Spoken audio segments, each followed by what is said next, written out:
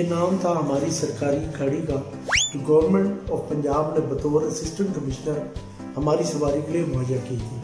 1982 की ये सुजुकी पोटोहार जो अपने नाम के लिहाज से तो इस पहाड़ी इलाके के लिए मौजूद थी, जब खरीदी गई होगी इस वक्त शायद ये नुक्ता मलूज़े खातिर रखा गया होगा, लेकिन गुज़रते वक्त के साथ इसकी हैयत और शक्ल बिल्कुल बदल चुकी थी।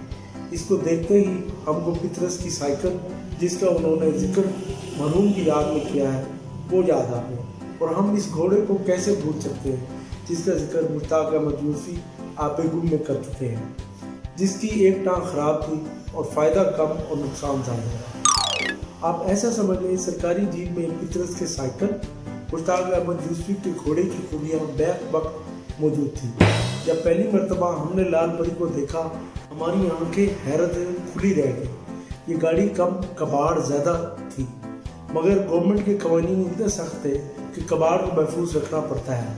हमें कभी उम्मीद है ये ज़रूर एक दिन 21वीं सदी का अजूबा करार पाएगी। आज तक समझ ये नहीं आई कि इसका रंग लाल क्यों कराया गया, जबकि ज़्यादातर सरकारी गाड़ियों का रंग सफ़ेद या काला होता है।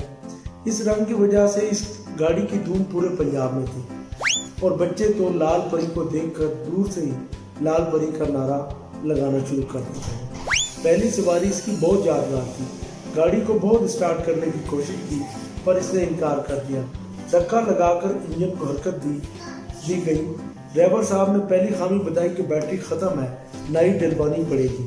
चले, हमने कहा बजट देखेंगे, गुंजाइश निकली तो डलवा देंगे। अब गाड़ी चली तो अजीब किस्म की आवाज़ें आना शुरू हो गई। ड्राइवर से पूछा तो उन्होंने बताया पिछले गेट का कुंडा ख़राब है।